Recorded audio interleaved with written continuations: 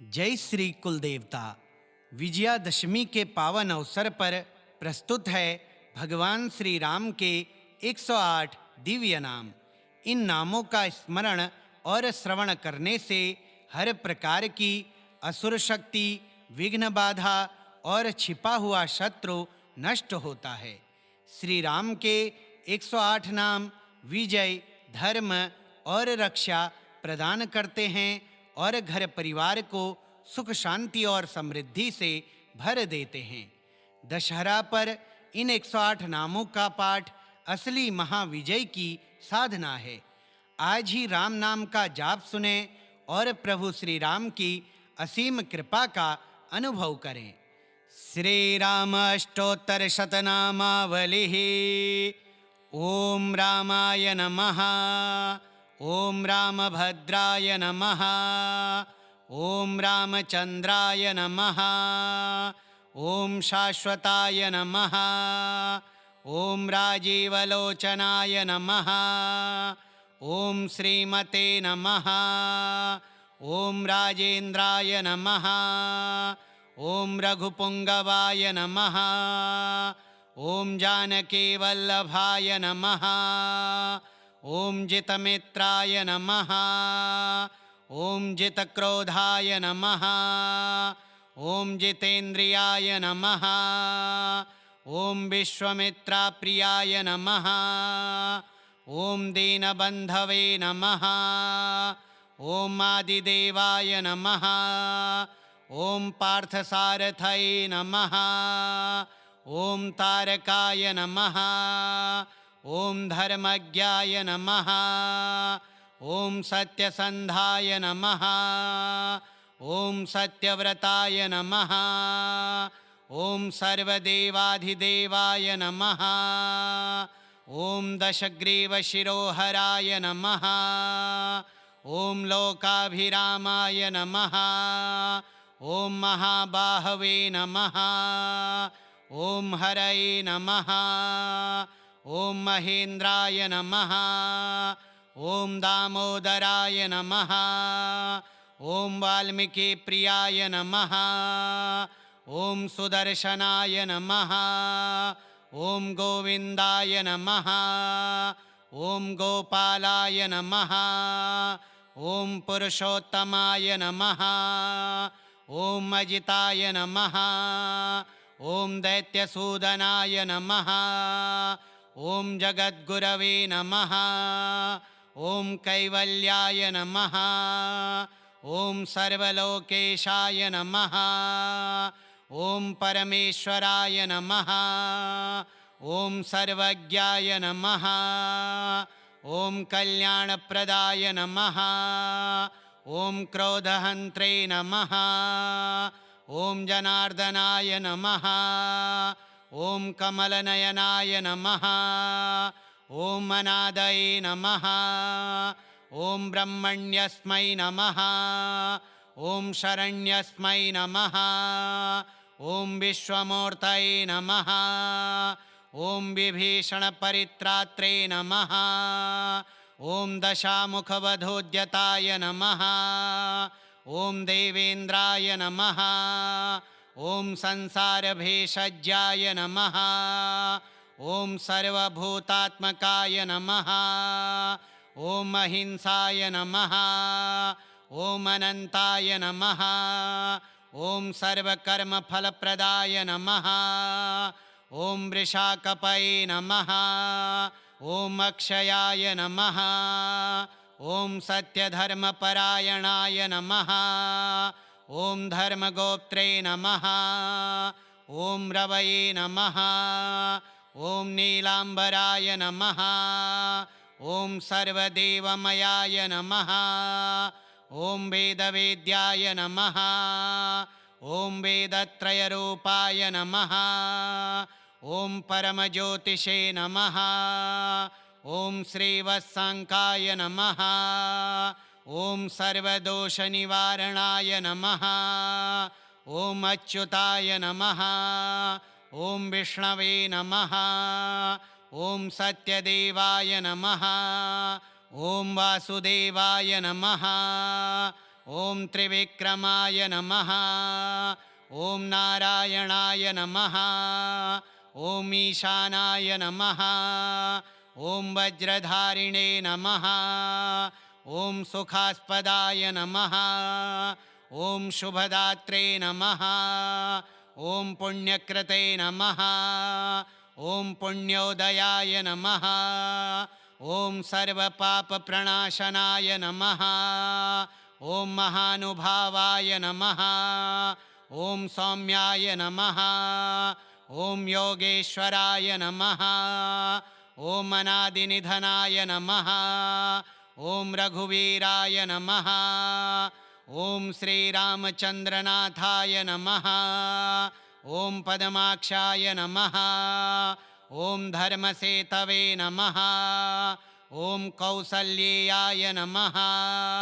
ॐ सुग्रीवमित्राय नमः। ॐ हनुमत्प्रभवे नमः। ॐ जितवरप्रदाय नमः। ॐ जितारातये नमः। ॐ विघ्नेशाय नमः। ॐ सर्वकामदाय नमः। ॐ पुष्कराक्षाय नमः। ॐ सत्पुरुषाय नमः। ॐ जगदीशाय नमः। ॐ सदाचाराय नमः। ॐ सर्वतीर्थमयाय नमः। ॐ सर्वपावनाय नमः। ॐ परमात्मने नमः। ॐ देवपूजिताय नमः। ॐ वेदसाराय नमः। ॐ वेदान्ताय नमः। ॐ शर्वाय नमः। ॐ जनार्दनाय नमः। ॐ विराटाय नमः। ॐ रामाय नमः। ॐ रामभद्राय नमः। ॐ रामचन्द्राय नमः। ॐ शाश्वताय नमः। ॐ राजीवलोचनाय नमः। ॐ श्रीमते नमः। ॐ राजेन्द्राय नमः। ॐ रघुपुङ्गवाय नमः। ॐ जानकीवल्लभाय नमः। ॐ जितमित्राय नमः। ॐ जितक्रोधाय नमः। ॐ जितेन्द्रियाय नमः। ॐ विश्वमित्राप्रियाय नमः। ॐ दीनबन्धवे नमः। ॐ आदिदेवाय नमः। ॐ पार्थसारथये नमः। ॐ तारकाय नमः। ॐ धर्मज्ञाय नमः। ॐ सत्यसन्धाय नमः। ॐ सत्यव्रताय नमः। ॐ सर्वदेवाधिदेवाय नमः। ॐ दशग्रीवशिरोहराय नमः। ॐ लोकाभिरामाय नमः। ॐ महाबाहवे नमः। ॐ हरये नमः। ॐ महेन्द्राय नमः। ॐ दामोदराय नमः। ॐ वाल्मीकिप्रियाय नमः। ॐ सुदर्शनाय नमः। ॐ गोविन्दाय नमः। ॐ गोपालाय नमः। ॐ पुरुषोत्तमाय नमः। ॐ अजिताय नमः। ॐ दैत्यसूदनाय नमः। ॐ जगद्गुरवे नमः। ॐ कैवल्याय नमः। ॐ सर्वलोकेशाय नमः। ॐ परमेश्वराय नमः। ॐ सर्वज्ञाय नमः। ॐ कल्याणप्रदाय नमः। ॐ क्रोधहन्त्रे नमः। ॐ जनार्दनाय नमः। ॐ कमलनयनाय नमः। ॐ अनादये नमः। ॐ ब्रह्मण्यस्मै नमः। ॐ शरण्यस्मै नमः। ॐ विश्वमूर्तये नमः। ॐ विभीषणपरित्रात्रे नमः। ॐ दशामुखवधूद्यताय नमः। ॐ देवेन्द्राय नमः। ॐ संसारभेषज्याय नमः। ॐ सर्वभूतात्मकाय नमः। ॐ अहिंसाय नमः। ॐ अनन्ताय नमः। ॐ सर्वकर्मफलप्रदाय नमः। ॐ वृषाकपये नमः। ॐ अक्षयाय नमः। ॐ सत्यधर्मपरायणाय नमः। ॐ धर्मगोप्त्रे नमः। ॐ रवये नमः। ॐ नीलाम्बराय नमः। ॐ सर्वदेवमयाय नमः। ॐ वेदवेद्याय नमः। ॐ वेदत्रयरूपाय नमः। ॐ परमज्योतिषे नमः। ॐ श्रीवत्साङ्काय नमः। ॐ सर्वदोषनिवारणाय नमः। ॐ अच्युताय नमः। ॐ विष्णवे नमः। ॐ सत्यदेवाय नमः। ॐ वासुदेवाय नमः। ॐ त्रिविक्रमाय नमः। ॐ नारायणाय नमः। ॐ ईशानाय नमः। ॐ वज्रधारिणे नमः। ॐ सुखास्पदाय नमः। ॐ शुभदात्रे नमः। ॐ पुण्यकृते नमः। ॐ पुण्योदयाय नमः। ॐ सर्वपापप्रणाशनाय नमः। ॐ महानुभावाय नमः। ॐ सौम्याय नमः। ॐ योगेश्वराय नमः। ॐ अनादिनिधनाय नमः। ॐ रघुवीराय नमः। ॐ श्रीरामचन्द्रनाथाय नमः। ॐ पद्माक्षाय नमः। ॐ धर्मसेतवे नमः।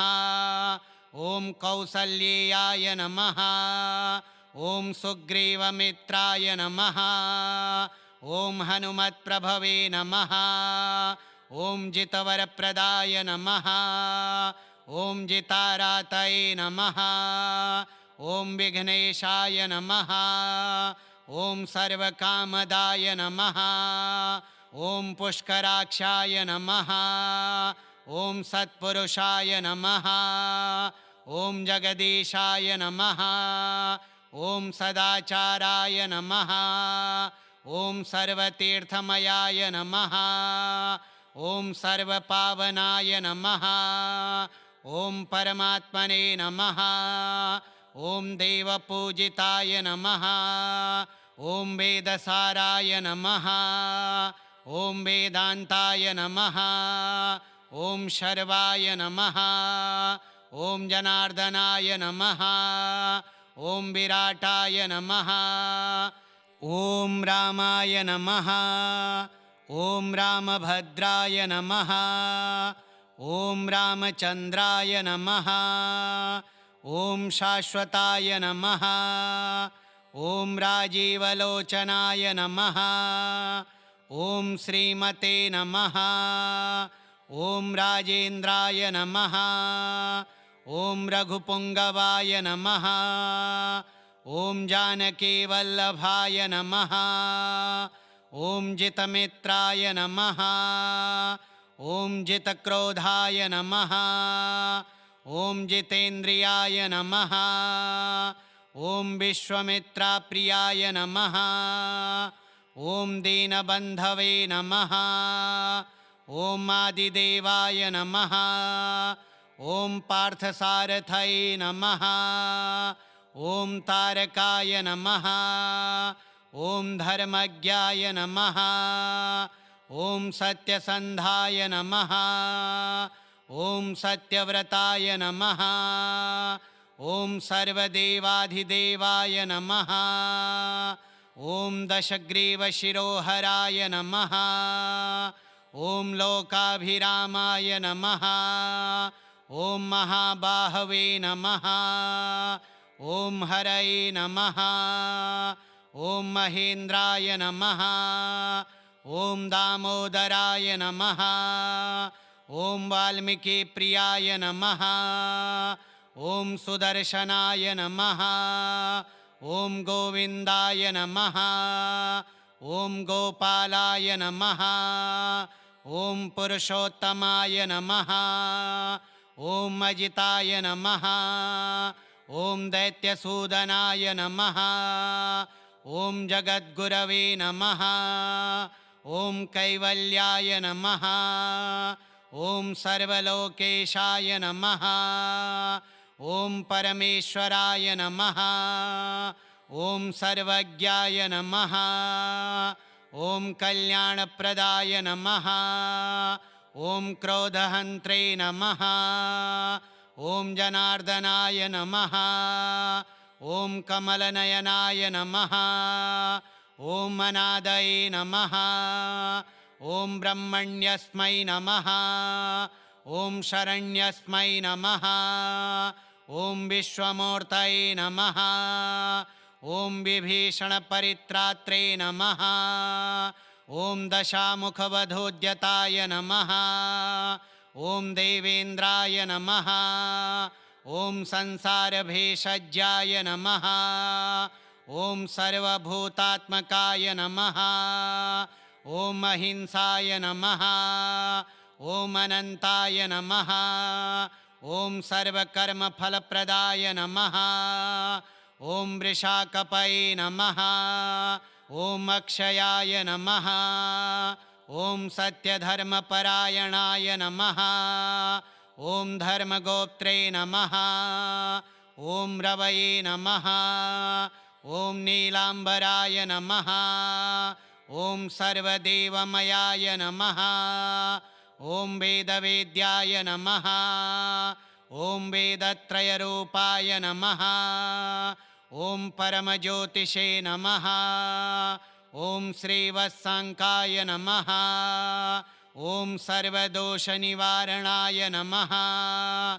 ॐ अच्युताय नमः ॐ विष्णवे नमः ॐ सत्यदेवाय नमः ॐ वासुदेवाय नमः ॐ त्रिविक्रमाय नमः ॐ नारायणाय नमः ॐ ईशानाय नमः ॐ वज्रधारिणे नमः ॐ सुखास्पदाय नमः ॐ शुभदात्रे नमः ॐ पुण्यकृते नमः ॐ पुण्योदयाय नमः ॐ सर्वपापप्रणाशनाय नमः ॐ महानुभावाय नमः ॐ सौम्याय नमः ॐ योगेश्वराय नमः ॐ अनादिनिधनाय नमः ॐ रघुवीराय नमः ॐ श्रीरामचन्द्रनाथाय नमः ॐ पद्माक्षाय नमः ॐ धर्मसेतवे नमः ॐ कौसल्येयाय नमः ॐ सुग्रीवमित्राय नमः ॐ हनुमत्प्रभवे नमः ॐ जितवरप्रदाय नमः ॐ जितारातये नमः ॐ विघ्नेशाय नमः ॐ सर्वकामदाय नमः ॐ पुष्कराक्षाय नमः ॐ सत्पुरुषाय नमः ॐ जगदीशाय नमः ॐ सदाचाराय नमः ॐ सर्वतीर्थमयाय नमः ॐ सर्वपावनाय नमः ॐ परमात्मने नमः ॐ देवपूजिताय नमः ॐ वेदसाराय नमः ॐ वेदान्ताय नमः ॐ शर्वाय नमः ॐ जनार्दनाय नमः ॐ विराटाय नमः श्रीरामाष्टोत्तरशतनामावलिः श्रीरामचन्द्रार्पणमस्तु।